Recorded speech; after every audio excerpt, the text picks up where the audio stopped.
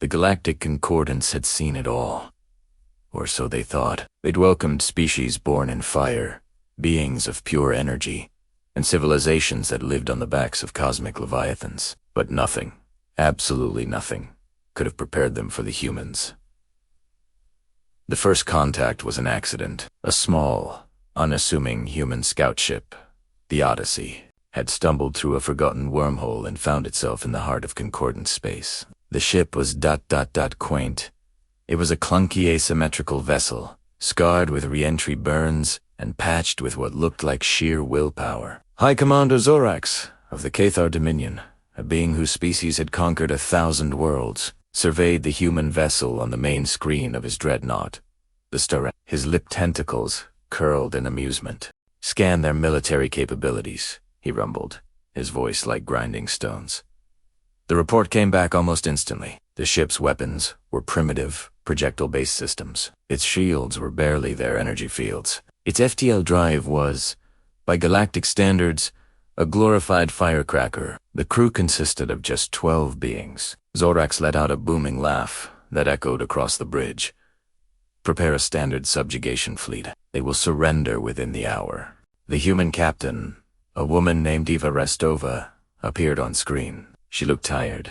Her uniform was simple, and there was a coffee stain on her collar. But her eyes held a calm fire that unnerved Zorax. "This is Captain Restova, of the Terran vessel Odyssey," she said, her voice steady. "We come in peace, but we are a bit lost. Could you point us toward a star-designated soul?" Zorax sneered. "Your journey is over.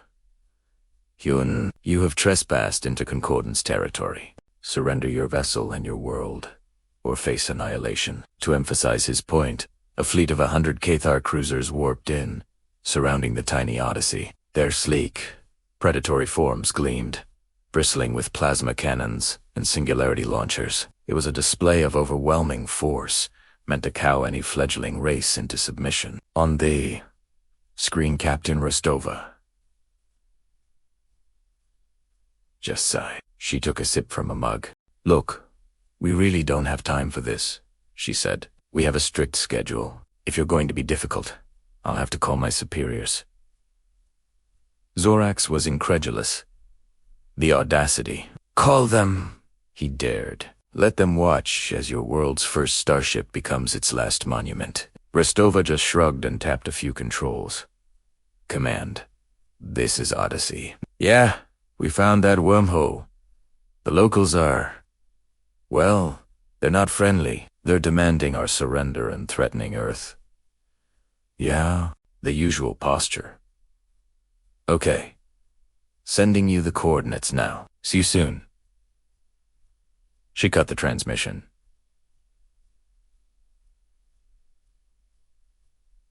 Zorax waited. 1 minute passed.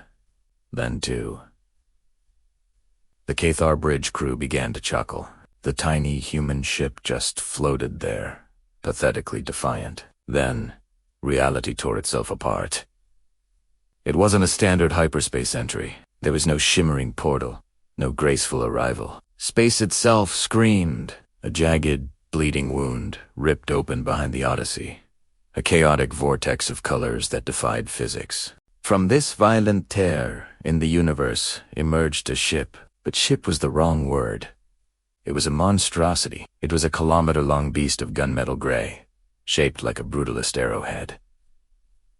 It wasn't sleek or elegant. It was an engine of pure, unapologetic violence. Scars and craters from countless battles marred its surface, not as Damake but as trophies. Every inch of its hull was covered in weapon turrets, bigger than the Odyssey. Missile pods that looked like city blocks, and strange, glowing emitters that hummed with a power that made the Cathar sensors shriek and die. The ship was designated the TFS Unrelenting, and it wasn't alone. Dozens more rifts opened. Hundreds. Then thousands. A fleet of such vessels poured into the system, each one more menacing than the last. They didn't form neat lines or elegant formations.